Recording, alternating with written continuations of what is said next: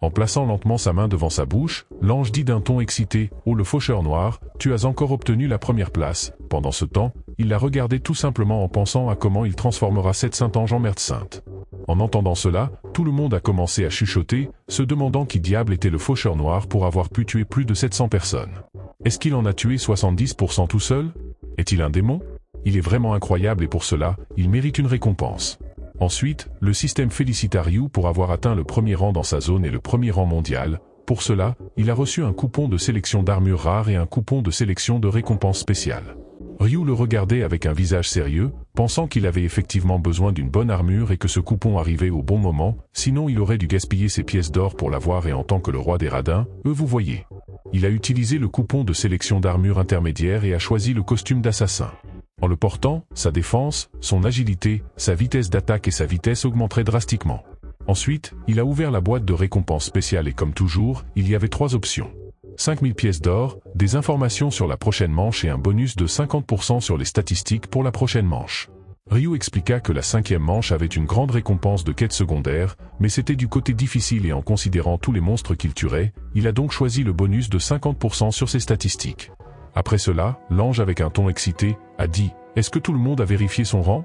Juste pour rappel, tous ceux classés en dessous de 512 seront éliminés. » Puis avec un sourire sinistre en se léchant les doigts, elle a dit « Maintenant on va commencer l'anéantissement mes petits chiens » et en un clignement, tous ceux classés en dessous de 512 ont commencé à disparaître. Ils ont paniqué en se voyant disparaître, leur force a commencé à quitter leur corps, certains ont commencé à prier Dieu et certains suppliaient l'ange en disant « S'il vous plaît, laissez-nous en vie et nous ferons n'importe quoi.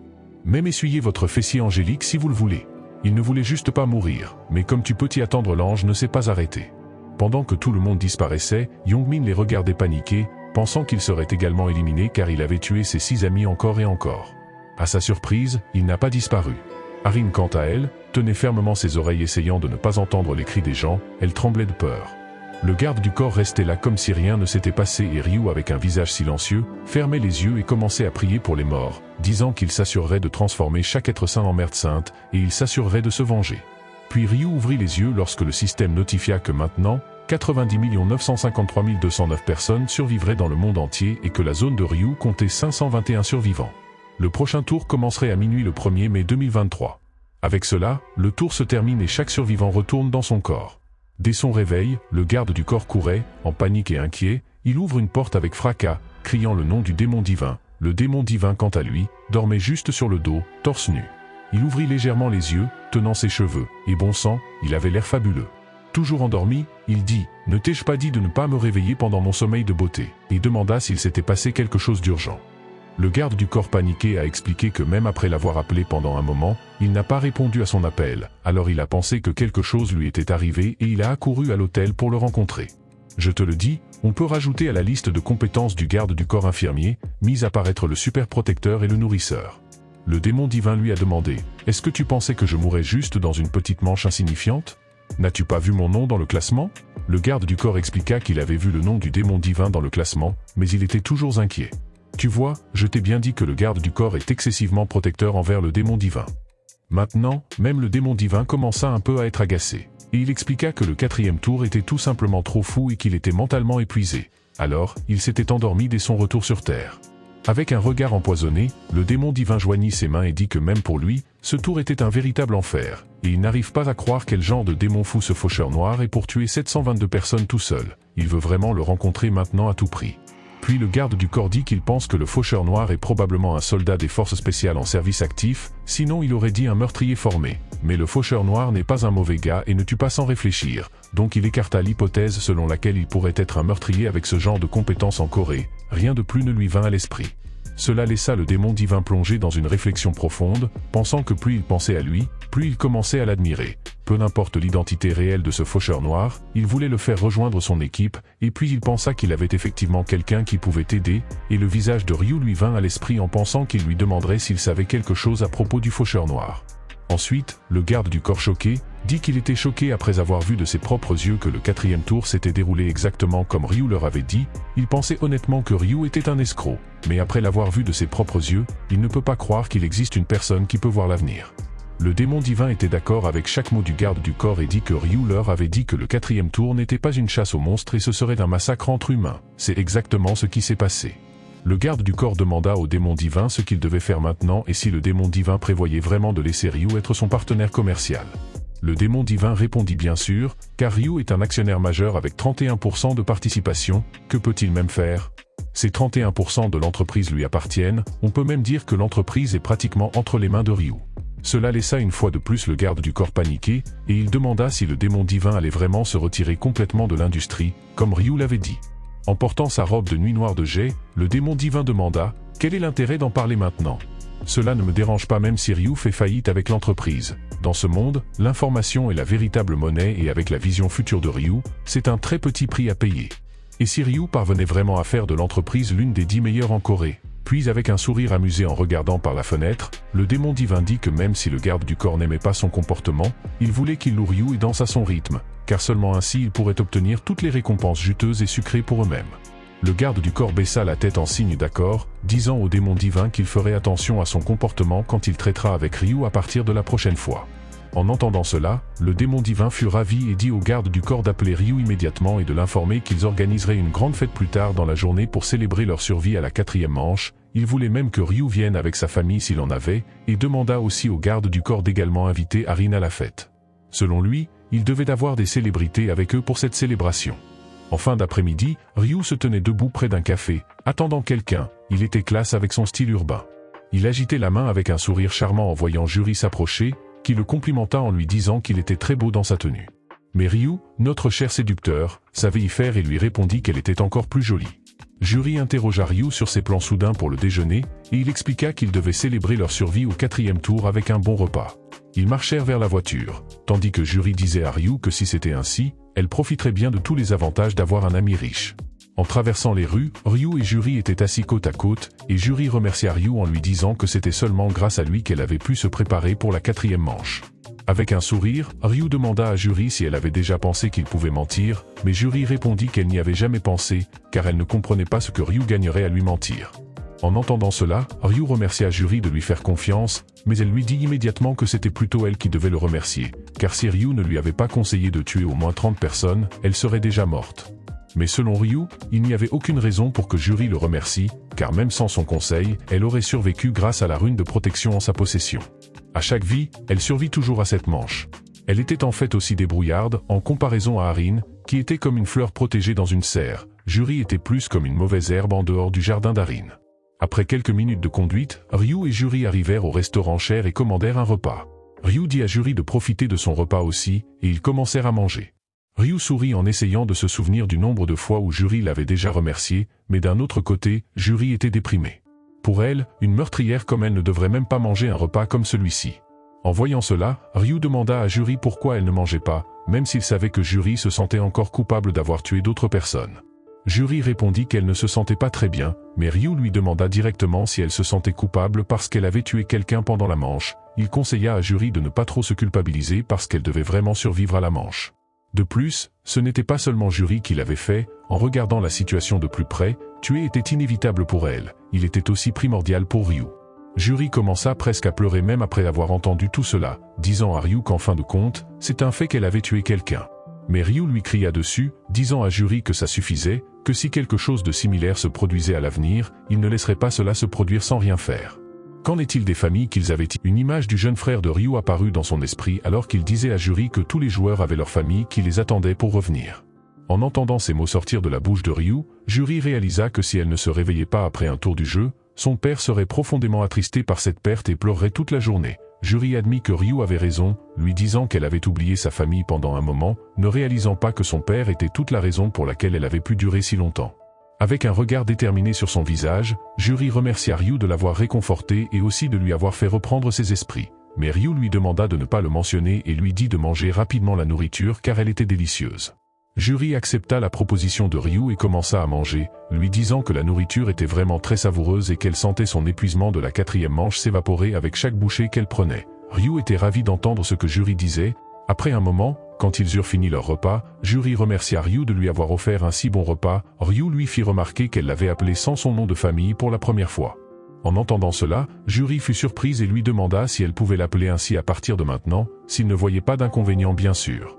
Ryu accepta immédiatement cela, devinant que l'humeur de Juri allait maintenant bien et qu'elle se sentait mieux, il voulait aller droit au but et lui demander de sortir. Enfin, il voulait partager quelque chose d'important avec elle. Le visage de Ryu devint plus sérieux alors qu'il disait à Juri qu'il l'avait appelé aujourd'hui principalement pour partager des informations sur la 5e manche avec elle. Juri était choqué au plus haut point, demandant si Ryu avait vu l'avenir une fois de plus. Ce dernier lui répondit que oui, et que la 5e manche serait la plus difficile de toutes les précédentes, et dans celle-ci, toutes les zones du monde auront fusionné. Cela surprit Juri, et elle demanda si cela signifiait qu'ils seraient capables de se rencontrer à l'intérieur du donjon. Ryu répondit rapidement oui, mais pas dans la 5e manche car ils seraient téléportés très loin l'un de l'autre, et dans sa vision il les avait vus très éloignés. Donc se rencontrer immédiatement serait impossible. Mais Ryu se questionnait sur comment pourrait-il rencontrer Juri et qu'est-ce qu'il lui dirait. « Bonjour, je suis Ryu, alias le faucheur noir qui vient de tuer 722 personnes à la manche précédente. » Si elle découvrait qu'il est le faucheur noir, elle pourrait s'évanouir de choc. Ryu expliqua que le 5e tour allait être très difficile et dangereux, et qu'elle pourrait même ne pas en sortir vivante. Mais il y avait un seul moyen de passer ce tour. Curieuse, Juri demanda quel était ce moyen. Et Ryu répondit en 3 mots, le faucheur noir. Si elle voulait survivre, elle devait à tout prix trouver et demander de l'aide au faucheur noir. Cela choqua Juri au plus haut point. Juri surprise, demanda à Ryu s'il parlait du faucheur noir, qui est classé numéro 1 dans le monde entier. Ryu le confirma, ce qui a encore plus troublé Juri. Avec un ton doux, elle a demandé s'il lui disait de demander l'aide au faucheur noir pour réussir le 5e tour, et Ryu a expliqué que ce n'était pas une aide, mais plutôt une coopération avec lui, c'est comme former une alliance temporaire et c'est le seul moyen de survivre à la 5e manche. Sinon, elle mourra. En entendant cela, Juri s'est un peu inquiétée et elle a demandé pourquoi le faucheur noir, un joueur de haut niveau, un joueur de niveau 30, formerait une alliance avec elle qui était une joueuse de si bas niveau et très faible. Quand Ryu expliqua que le faucheur noir ferait certainement une alliance avec elle à cause de sa capacité de buff, Juri semblait toujours inquiète, pensant que ce serait formidable si quelqu'un comme le faucheur noir l'aidait à réussir le tour, mais elle s'inquiétait de savoir si le faucheur noir voudrait joindre ses forces avec elle juste pour une simple compétence de buff. Pendant qu'elle le disait, l'inquiétude pouvait se lire sur son visage. Ryu a juste ri, pensant que ce n'était pas juste un simple buff, elle ne réalisait pas à quel point sa bénédiction était miraculeuse. Ensuite, Ryu expliqua à Juri de ne pas s'inquiéter et que le faucheur noir coopérerait certainement, il en est sûr à 100% et pas seulement pour cette manche. Le faucheur noir l'aidera pour tous les tours à venir. Cela a rendu Juri curieuse, et elle a commencé à penser que Ryu fumait peut-être de la bœuf et se shootait à la vodka. Elle lui a demandé pourquoi il était si sûr, et Ryu expliqua qu'il avait vu dans sa vision que Juri et le faucheur noir travaillaient ensemble non seulement pour cette manche, mais pour de nombreuses autres à venir. Donc, il a insisté pour que Juri ne s'inquiète pas trop. En entendant cela, Juri a souri un peu, son inquiétude s'étant dissipée, avec une voix tremblante elle a demandé si Ryu disait vraiment la vérité. Et Ryu a dit oui. Juri s'est mise à sourire chaleureusement face à cette déclaration, remerciant Ryu de lui avoir donné une information si précieuse.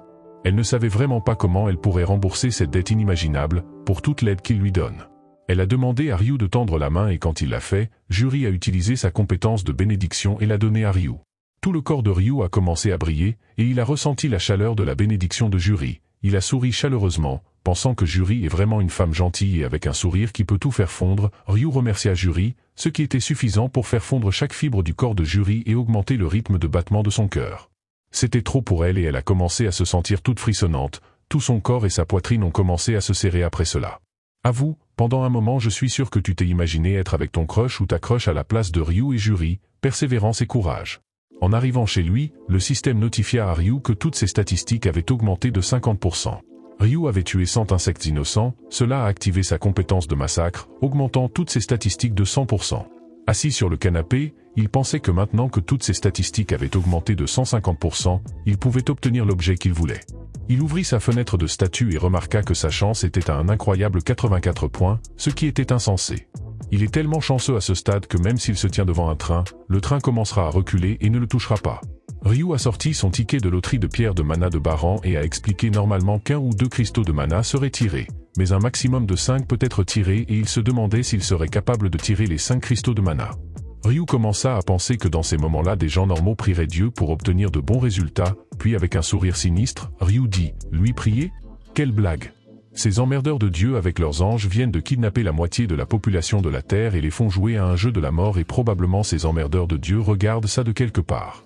Puis Ryu jura en son propre nom en disant qu'il s'assurera d'atteindre la dernière manche et les compétences qu'il a acquises de ce Dieu, il se fera un malin plaisir de tous les défoncer, boira leur sang doré et puis il chiera au visage de ses dieux. Ryu ouvrit le ticket de pierre de mana de Baran, le système a félicité Ryu pour avoir obtenu 5 pierres de mana de plus Baran. Ryu a obtenu 2 pierres de mana rouge de Baran, un jaune, un vert et une violette. En voyant cela, Ryu a été surpris, pensant qu'il ne s'attendait vraiment pas à obtenir 5 cristaux de mana, même si sa chance est de 84. C'était trop rare et bien qu'il ait maudit les dieux, il a obtenu de bons résultats. Donc à partir d'aujourd'hui, il maudira les dieux pour tout ce qu'il fait. Puis Ryu commença à combiner tous les cristaux de mana de Baran et expliqua que s'il combinait tous les cristaux de mana de Baran, il obtiendrait une pierre de mana de rang supérieur comme il l'a fait. Il a en effet reçu un cristal de mana de niveau moyen rouge, puis il l'a utilisé et l'a placé sur sa capuche de l'assassin. Il a également utilisé la pierre de mana qu'il a obtenue d'Arin et en combinant toutes les pierres de mana de Baran sur tout son équipement. Toute sa chance, agilité et défense ont augmenté de 2%. Maintenant Ryu était satisfait du résultat qu'il a obtenu, il ne s'attendait pas à ces résultats et pensait que Juri était vraiment comme un porte-bonheur pour lui. Puis, Ryu a dit qu'il était temps de se préparer à rencontrer le démon divin à la grande fête. Plus tard, nous voyons Ken déconcerté et trop choqué pour parler. Paniqué, il a demandé si Ryu disait vraiment que le PDG de la société dans laquelle il avait acheté 31% des actions était l'héritier du groupe Ozune, et en portant son manteau noir, Ryu a répondu par l'affirmatif et qu'il a également été invité à la fête en tant que futur associé commercial et comme fête de bienvenue. Pendant ce temps, Ken a commencé à trembler de nervosité car Ozune était la 10e personne la plus riche du monde et son grand frère a été invité à sa fête. Ryu, quant à lui, préparait Ken en lui faisant porter ses vêtements, en disant que les membres de la famille étaient également invités. Donc, Ken doit aussi y aller et ne pas être trop nerveux car son grand frère est maintenant actionnaire à 31%. Comme Ryu a fini de s'habiller, la sonnette a fait sursauter Ken et il a commencé à crier. Ils doivent être là. Il est vraiment nerveux. Ryu lui dit de rester calme alors qu'il était toujours nerveux, essayant de maintenir un calme apparent. En ouvrant la porte, Ryu a été surpris car devant lui se trouvait le garde du corps. Il a d'abord baissé la tête en disant bonjour et qu'il est là pour les assister. En voyant le garde du corps, Ken s'est énervé et s'est accroché à l'épaule de Ryu, disant qu'il était la même personne qui les avait insultés l'autre jour. Mais Ryu n'a rien dit et a juste présenté Ken au garde du corps en disant qu'il est son petit frère. Voyant cela, le garde du corps a baissé la tête et s'est excusé pour l'autre jour et s'est ensuite présenté à Ken, disant qu'il est le chef de département de la société Avonlea Diamond Consulting et encore une fois, il est très désolé du fond de son cœur de l'avoir insulté et il espère qu'un jour il lui pardonnera. Ken ne savait pas quoi faire, alors il l'a juste pardonné, et Ryu a regardé tout cela avec un sourire satisfait, puis le garde du corps a dit de ne pas s'inquiéter et en guise d'excuse, ils ont également préparé une grande fête et ont dit de les suivre. Sous un magnifique ciel étoilé, à l'hôtel impérial, Ryu et Ken entraient dans l'hôtel en suivant le garde du corps. Ken était extrêmement nerveux parce que c'était la première fois qu'il venait dans un endroit aussi grand. Soudain, le démon divin avec un sourire chaleureux, appela Ryu en lui disant qu'il était ravi de le voir bien et en vie. Ryu serra la main du démon divin pendant qu'il lui demandait si la personne à côté de lui était son frère cadet. Sachant que Ken était nerveux, Ryu l'a immédiatement présenté au démon divin en disant qu'il s'agissait de Ken, son frère cadet. Le démon divin se présenta comme Ma Gyeongrok, le président de Avonlea Diamond Consulting. Ken, nerveux à l'extrême, serra la main du démon divin de la main gauche.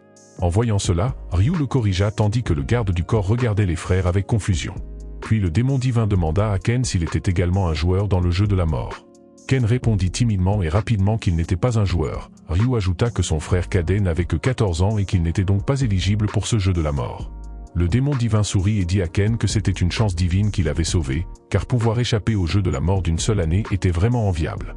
Sans perdre plus de temps, le président invita les deux frères à le suivre. Il leur dit que bien que ce soit un peu simple, la fête était quand même préparée pour eux. En entrant dans la salle à manger, un chef et une servante étaient prêts avec des bouteilles de vin pour les servir lors de cette grande occasion.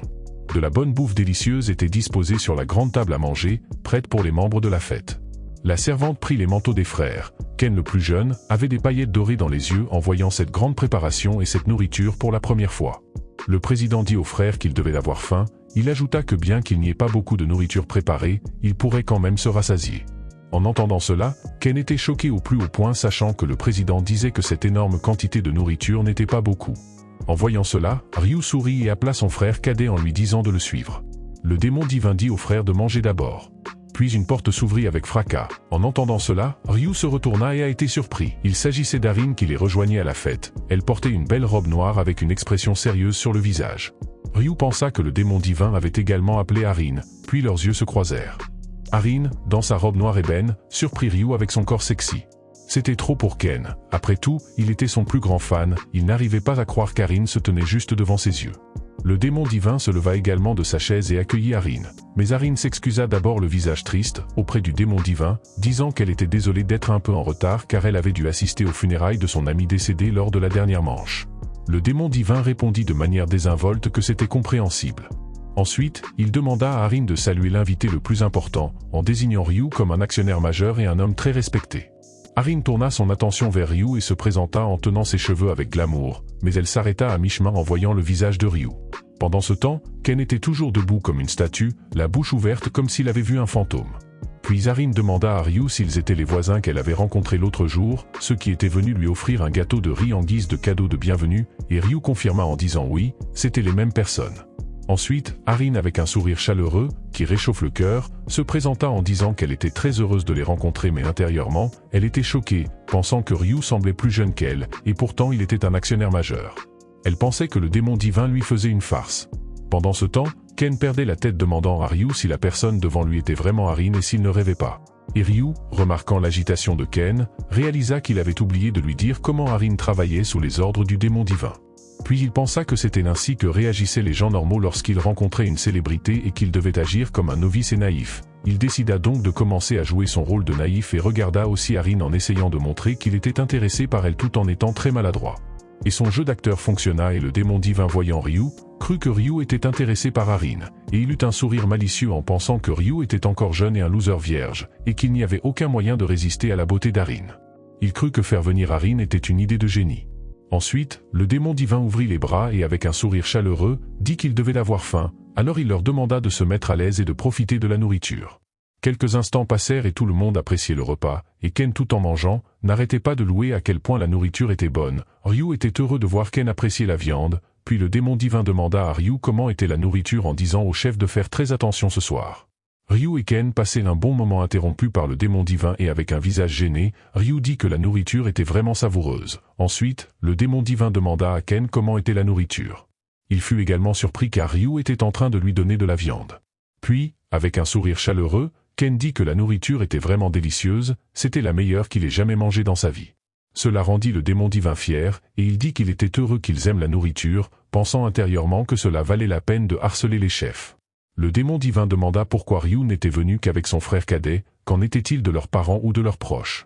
Cette question rendit Ryu un peu triste, et avec un visage triste il a expliqué que Ken est le seul membre de sa famille restant. Ses parents sont décédés quand il était enfant. En voyant Ryu, le démon divin commença par s'excuser d'abord, disant qu'il est vraiment désolé d'entendre cela. De l'intérieur, il commençait à se sentir mal. Ainsi, il se demanda pourquoi diable avait-il posé cette question aussi malvenue, il avait rendu l'atmosphère morose et totalement gâché l'ambiance. Maintenant, il se demandait comment il pourrait remonter le moral aux deux frères. Un aussi bon repas ne pouvait qu'être accompagné d'un délicieux dessert, et pourquoi Arin avait une aussi mauvaise mine. Tout en buvant son café, le démon divin réfléchissait à ce qu'il pouvait faire pour remonter le moral et regardait Arin avec agacement, espérant qu'elle le regarderait en retour. Il voulait qu'Arin fasse quelque chose pour remonter le moral, mais elle était occupée à boire son thé. Alors il posa son café sur la table, se levait de son siège disant à Arin de le suivre une seconde, disant qu'il avait quelque chose de très important à dire sur les affaires. Cet appel soudain a surpris Arin, mais elle a accepté de venir.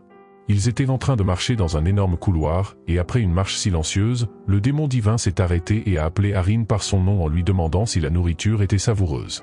Arin a poliment répondu avec un sourire chaleureux, « Oui, la nourriture était vraiment savoureuse, et je l'ai vraiment appréciée. » En entendant cela, le démon divin a fait un sourire malicieux et l'atmosphère est devenue plus sombre, se retournant soudainement vers Arin avec un visage agacé et dégoûté, il a dit « Pensez-vous que je vous ai appelé ici pour vous nourrir ?» Cela a surpris Arin et en maintenant sa voix profonde, le démon divin a continué en disant qu'il l'avait appelé pour égayer l'ambiance. Arin se tenait là sans rien dire. Puis Arin s'est excusée, disant qu'elle pensait qu'elle avait été simplement invitée à profiter de la fête, mais le démon divin l'a interrompue en cours de route, demandant pourquoi il l'aurait simplement invitée à un événement comme celui-ci pour simplement en profiter. Pensait-elle être une grande diva? Puis le démon divin, tout en tenant sa main, s'est normalisé et a expliqué qu'il était désolé de s'être mis en colère. Il ajouta que maintenant qu'elle sait pourquoi elle a été appelée ici, elle doit faire son travail. Il lui avoua que Ryu n'est pas seulement un actionnaire majeur, il est le seul à voir l'avenir. Cela a choqué Arin au plus profond d'elle-même et le démon divin a expliqué que c'est pourquoi il était si en colère quand elle a agi de manière si introvertie et maintenant sa seule tâche était de rendre Ryu heureux. Seulement en le gardant heureux, ils peuvent obtenir toutes les informations croustillantes sur ce qui va se passer au prochain tour. Puis, avec une voix profonde et excitée tout en serrant le poing, le démon divin dit à Harin d'utiliser son joli corps afin de séduire Ryu, et faire tout ce qui est nécessaire pour lui plaire. Cela a rendu Harin un peu mal à l'aise, inquiète et paniquée. Harin a dit qu'elle était désolée d'être impolie, mais elle ne peut pas faire ça. Mais même avant qu'elle ne puisse finir sa phrase, le démon divin a commencé à la menacer, disant qu'il était celui qui l'avait rendue célèbre et qu'il pouvait aussi tout gâcher pour elle. Alors, qu'elle réfléchisse bien avant de parler, Harin est restée silencieuse, le visage déprimé et triste. Le démon divin a continué à lui donner des instructions sur la manière de séduire Ryu, disant que quoi qu'il en coûte, elle doit le séduire et le faire sien, mais elle est restée silencieuse sans dire un mot. Cela a de nouveau agacé le démon divin, et d'une voix profonde, il a demandé à Harin pourquoi elle ne lui répondait pas. Hésitante et d'une voix tremblante, elle a accepté de le faire, et tout en la quittant le démon divin lui dit qu'il la surveillerait pour voir à quel point elle se débrouille. Et Harin a hésité en disant qu'elle avait compris. Pendant ce temps, le garde du corps et le patron étaient assis en silence avec une énorme gêne qui planait. Quand le démon divin est entré dans la pièce, il s'est excusé disant qu'ils avaient dû attendre si longtemps parce qu'il avait dû avoir une discussion très importante avec Harin sur les affaires. Donc, cela a pris du temps. Puis, avec un sourire confiné, tout en regardant Harin, le démon divin a dit maintenant qu'ils avaient fini de manger, pourquoi ne pas emmener cette fête ailleurs? Harin était toujours très mal à l'aise avec un visage en sueur. Puis il ouvrit la porte et disait au garçon de le suivre. Ensuite, le démon divin s'énerva en regardant Harin lutter pour faire un geste envers Ryu et il a commencé à maudire Harin dans son esprit, pensant qu'elle n'avait qu'une seule chose à faire, qui est de faire bon usage de son corps et cette sotte inutile ne peut même pas faire ça. Mais avant qu'Harin ne puisse faire un geste, mon boy Ken a fait un geste envers Harin. Il s'est approché nerveusement d'Harin, toujours timide s'adressant à elle. Il avoua qu'il était un grand fan d'elle et qu'elle était bien plus belle en vrai que sur les photos, ce qui fit penser à Harin que Ken était un fan bien mignon et le remercia. Ken demanda si cela ne dérangeait pas Harin s'il pouvait prendre une photo avec elle si elle avait le temps. Harin a répondu en souriant qu'elle serait ravie de voir Ken heureux, Ryu était également heureux. Pendant ce temps, le démon divin a rapidement ouvert son téléphone et a commencé à envoyer un message, pensant que le jeune frère semblait bien plus excité que Ryu et que Ryu semblait être giga Chad, donc il ne peut pas être excité par n'importe quelle fille dans le monde, il devait donc changer son plan. Puis Harin a reçu un message sur son téléphone. Curieuse, elle a immédiatement vérifié le message et a été choquée après avoir lu ce qu'elle a vu. C'était le message que le démon divin avait envoyé, disant que le plan avait changé et qu'elle devait maintenant séduire le frère cadet. Cela a perturbé l'esprit d'Harin, se demandant comment, au nom de Dieu, elle pouvait séduire un homme si mignon et innocent, même sa cerise n'avait peut-être pas encore éclaté. Pendant ce temps, Ryu a remarqué qu'Harin se comportait d'un peu mal à l'aise et a décidé d'enquêter. Le démon divin était très heureux, pensant que dès qu'Harin aurait réussi à séduire Ken, l'aîné viendrait naturellement de son côté. Il pourrait alors facilement obtenir des informations sur la prochaine manche. Ce qu'il ne savait pas, c'est qu'à ce moment-là, Ryu entendait tout ce que le démon divin pensait en utilisant sa compétence de pensée intérieure. Après un moment, le démon divin a emmené tout le monde dans une énorme salle rouge et a accueilli tout le monde en disant que c'était une salle privée spécialement conçue pour des VIP comme eux. Dans cette salle, ils avaient un accès illimité aux boissons, aux snacks, aux chansons et à tout ce qu'ils pouvaient imaginer. Pendant que Ken était trop émerveillé de voir cette grande salle et qu'Harin était, comme toujours stressé, Ken a dit avec inquiétude qu'il était encore au collège et qu'il était mineur, donc il ne pouvait pas boire. Le démon divin en agitant la main, a dit que ce n'était pas grave et que ce n'était pas un problème car ils avaient aussi du jus d'orange spécialement fait pour lui. Il a immédiatement ordonné au garde du corps, lui donnant l'instruction d'apporter du jus d'orange spécial fraîchement pressé à partir d'oranges fraîchement cueillies, et le garde du corps a accepté et en hochant la tête. Juste à ce moment-là, Ryu a également parlé, disant qu'il ne pouvait pas non plus boire. Le démon divin a répondu que Ryu était de leur âge et que s'il n'avait pas encore essayé les boissons, il pouvait essayer aujourd'hui car c'était une fête spécialement préparée pour eux. À ce stade, Ryu en avait assez des conneries du démon divin, alors il a poliment demandé à Harin si elle pouvait sortir avec son petit frère et prendre quelques photos avec lui. Eh bien, c'était bien mieux que de le séduire, alors elle a immédiatement accepté et ils sont partis tous les deux. Ken et Harin semblaient remarquer que quelque chose de grand allait se passer, car ils sont tous les deux partis dans une salle silencieuse. Ryu a d'abord appelé le démon divin, et dès qu'il a dit oui, Ryu s'est retourné avec le regard le plus effrayant et le plus mortel sur son visage, fixant le démon divin comme s'il allait le manger vivant et a demandé au démon divin s'il le prenait pour un idiot. Surpris, le démon divin demanda ce qui lui arrivait soudainement. Ryu agacé, lui dit « Je suppose que vous avez oublié que ma classe est celle de voyants ». Le démon divin était sans voix face à cette grosse bombe qui se préparait et Ryu continua en disant qu'avec sa compétence de voir le futur il avait su pour sa petite conversation avec Harin. Et l'atmosphère s'assombrit lorsque Ryu déclara avec froideur en appelant le démon divin par son nom « Peut-on commencer à faire des affaires en faisant des petites cachotteries ?» Effectivement cette bombe a explosé en pleine gueule du démon divin, qui tomba des nues se demandant s'il était vraiment possible pour Ryu de faire cela.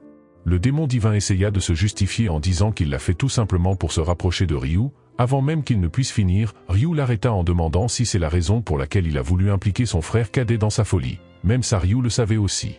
Puis, le démon divin s'inclina pour exprimer de profondes excuses et qu'il allait réparer les erreurs qui ont pu offenser Ryu. Ce dernier d'un ton plus posé fit comprendre au démon divin qu'il fermera les yeux pour cette fois car ses excuses semblaient sincères. Excité avec des sueurs froides, le démon divin leva la tête pour remercier Ryu pour cette nouvelle chance, mais soudain le garde du corps revint et entra dans la pièce. Le démon divin en une fraction de seconde retrouva sa posture pour ne pas paraître ridicule devant son employé, puis dit au garde du corps de partir en essayant de paraître cool. Il lui dit qu'il avait quelque chose de sérieux à discuter avec Ryu et lui demanda d'emmener les autres dans la pièce de côté. Le garde du corps comprit puis quitta la pièce en fermant la porte derrière lui. Le démon divin quant à lui, maudit intérieurement, il pensait que tout se passait bien, grâce à Harin, mais il ne pouvait pas croire qu'il avait fini par offenser Ryu à la place. Soudain, Ryu lui demanda s'il voulait des informations sur le prochain tour. Le démon divin répondit oui et lui demanda s'il le savait, mais Ryu répondit qu'il avait accepté l'invitation du démon divin principalement pour discuter de la 5e manche, mais compte tenu de ses actions, faire des affaires ou lui fournir des informations n'était pas facile. Le démon divin s'excusa à nouveau sincèrement, espérant que Ryu ne le prendrait pas à cœur. Ryu affirma alors que le démon divin ne devait dès à présent rien lui cacher et devait lui faire entièrement confiance. De plus, il ne devait y avoir aucune discussion inutile sur la gestion de l'entreprise. Il demanda au démon divin de convaincre les autres actionnaires lors de la réunion. Le démon divin répondit affirmativement, promettant de contrôler les actionnaires quoi qu'il arrive. Satisfait, Ryu sourit et assura qu'il veillerait à la croissance de l'entreprise. Il commença alors à partager les informations sur la 5e manche. Le visage du démon divin s'illumina de bonheur en entendant cela, mais il changea rapidement après que Ryu eut à l'informer que la 5e manche serait plus difficile que toutes les précédentes. Cependant, Ryu le rassura en lui disant de ne pas s'inquiéter car il n'aurait pas de difficulté à la réussir. Le démon divin lui demanda alors quelle était la quête qui le poussait à le dire. Ryu répondit que la quête consistait à tuer 300 orques, mais que ce n'était pas aussi simple car il y avait autre chose, les zones allaient fusionner. Ryu expliqua qu'elles fusionnaient probablement pour compenser la diminution du nombre de joueurs. Le démon divin réalisa alors que cela signifiait qu'il pourrait rencontrer des joueurs d'autres zones comme le Faucheur Noir. Cependant, Ryu clarifia qu'il ne serait pas dans la même zone que le Faucheur Noir, et le démon divin demanda alors si Ryu connaissait la véritable identité de ce Faucheur Noir. Ryu admit qu'il ne le savait pas non plus, mais il assura au démon divin qu'il le découvrirait bientôt, même s'il se trouve juste en face de toi. Ryu demanda au démon divin d'un ton ferme s'il poursuivait Youngmin, ce qui le choqua car Ryu savait aussi ça. Ryu dit « Ne comprends-tu pas que me cacher la vérité est inutile ?» Ce à quoi le démon divin répondit comme prévu, que sa lecture de l'avenir était au-delà de l'imagination. Mais Ryu en hochant la tête lui dit d'arrêter d'essayer de traquer Youngmin.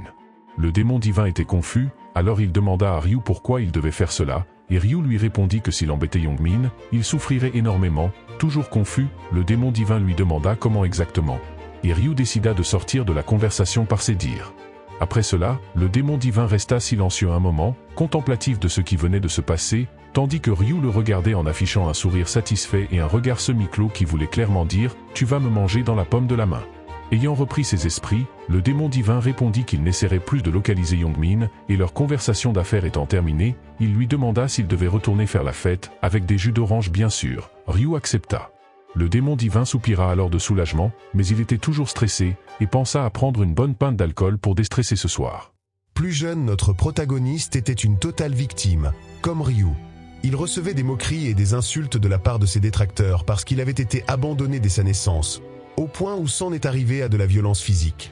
Au fond de lui, il avait espoir qu'un jour sa situation s'améliorerait, mais en continuant à se battre pour prouver son existence sans résultat, il a décidé de ne plus faire office de balle de baseball et de devenir lui aussi un batteur.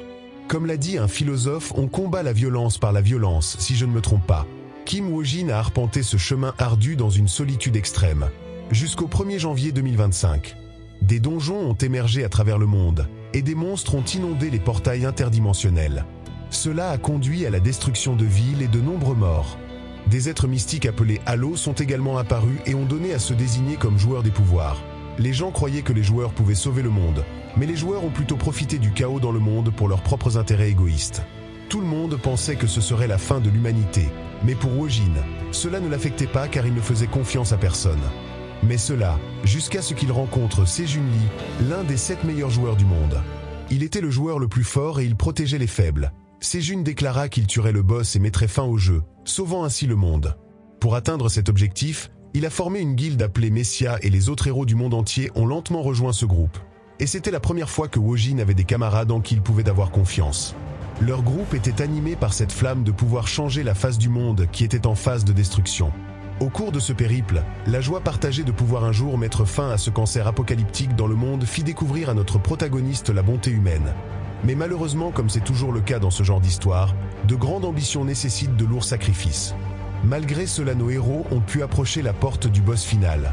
Wojin s'adressa à Sejun avec excitation, en lui disant que c'est enfin l'heure de la bataille finale et Sejun répondit froidement en s'arrêtant de marcher. « Oui, c'est la bataille finale pour toi, Wojin !» Wojin se retourna, surpris par cette déclaration, et il fut poignardé par Sejun qui le remerciait pour ses services en disant que sans lui, il n'aurait pas pu aller aussi loin. Wojin tomba sous une malédiction, et ses statistiques ont été lourdement réduites. Il demanda à Sejun si c'était son plan depuis le début et pourquoi bon Dieu en venir à cela. Une femme sortit de l'ombre en disant qu'une fois le donjon final disparu, tout le reste disparaîtra aussi, et personne ne leur obéira plus, donc ils ne pourront pas régner sur le monde. La femme s'appelle Shine Park. Wojin lève les yeux vers les deux et crie alors que le poison commence à se répandre dans son corps. Shine Park complimenta sa résistance au poison et lui dit que le poison seul était suffisant pour tous les autres. Il demande ce qu'elle veut dire et il fut choqué quand il comprit ce qu'elle voulait dire. Wojin était bouleversé et avec de la peine il lui dit qu'il leur faisait confiance et qu'il voulait vraiment changer le monde, mais qu'ils les ont quand même éliminés. Shine Park dit à Wojin avec sarcasme que grâce à lui et aux autres, ils pourront enfin accomplir leur objectif de grandeur, contrôler le monde entier. Wojin cria de colère à Sejun de dire quelque chose, mais ce dernier s'éloigna de lui. C'est alors que Wojin réalisa qu'il n'y avait personne en qui avoir confiance depuis le début, et c'est ainsi qu'il est mort. Une fenêtre de statue apparut en disant « démarrage du jeu ». Wojin entendit soudain des voix de plusieurs personnes parler, et puis il ouvrit les yeux et était confus quant à ce qui se passait. Juste une minute auparavant, il avait été poignardé par Sejun et était mort, et maintenant il porte son uniforme militaire et se demande s'il rêve. Le camion dans lequel il roule s'arrêta soudainement car des orques foutaient le bordel dans la rue en barrant le chemin. Le conducteur en alerte crie en disant aux soldats de sortir leurs armes et les soldats se sont immédiatement mis à descendre du camion, ce qui attire l'attention des orques et ils commencent à les charger. Un des hommes crie en disant à tout le monde de ne tirer que lorsqu'ils sont sûrs que ça touchera. Mais il s'est fait interrompre par le bruit des coups de feu. Tout le monde a été interpellé par Wojin en train d'abattre les orques avec facilité. Il tue rapidement deux autres orques, puis évite une attaque d'un orque qui s'était rapproché et ce dernier a été tué d'une balle. Il atterrit sur ses pieds et le dernier orque encore en vie commence à fuir de peur, mais il lui donne une coupe de cheveux gratuite. Les autres soldats sont surpris par la rapidité avec laquelle il a éliminé les orques, se demandant comment c'est même possible. Wojin confirme que les sensations qu'il ressent sont trop réelles pour être un rêve. Son commandant s'approche de lui et lui crie dessus, mais Wojin l'ignore parce qu'il sait que ce n'est pas un rêve et qu'il est vraiment revenu dans le passé. Il a fait une régression. Il s'assied pendant que les autres soldats bavardent à son sujet, et il pense à Shine Park et Sejun. Puis soudain il entend un son dans sa tête et une fenêtre de statue apparaît, disant qu'il s'est éveillé en tant que joueur. La fenêtre contextuelle montre ses options de classe, mais il est surpris qu'il y ait 3 options. L'une d'elles s'appelle Agent du monde des ténèbres et permet de contrôler les malédictions et les poisons. Elle permet aussi de lever une armée de morts vivants. Contrairement aux autres classes, l'autorité est fortement biaisée et a abouti à la monopolisation par un seul joueur. Dans le passé, le joueur qui avait cette classe était John George, surnommé le souverain des morts. Il était l'opposé de Sejun le héros. Et pour le vaincre, Wojin a minutieusement analysé la classe de cet homme. Alors maintenant, il va devenir un monstre et traquer Sejun.